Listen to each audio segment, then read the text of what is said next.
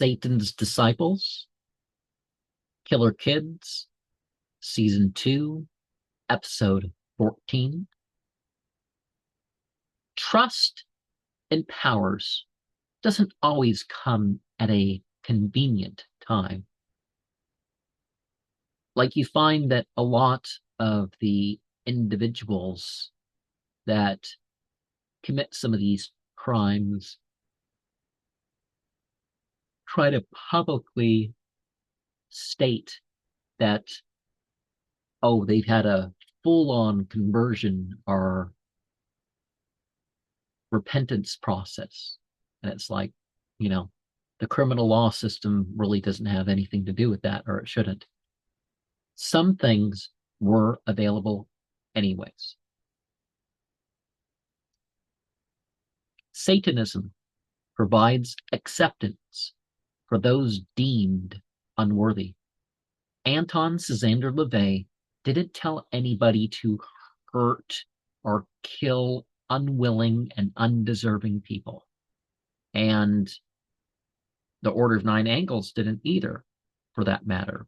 I mean, they don't talk about that group, but, lying about Anton Casander LaVey and Aleister Crowley still happens in some of the more recent documentaries of this sort.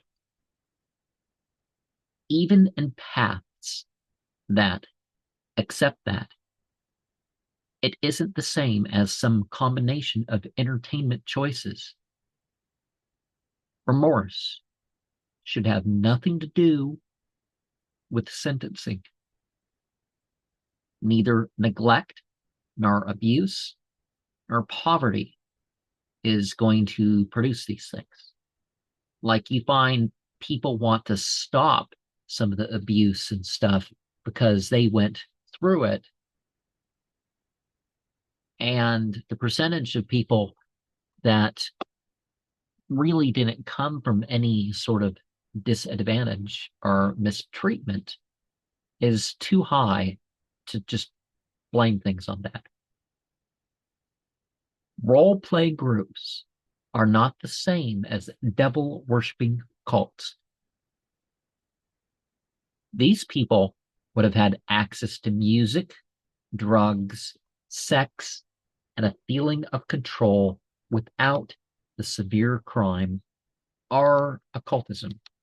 And one of the things that some of these documentaries will bring up is that things have just got different names as time goes on. But if we're going to be honest about it, so is Christianity and Judaism.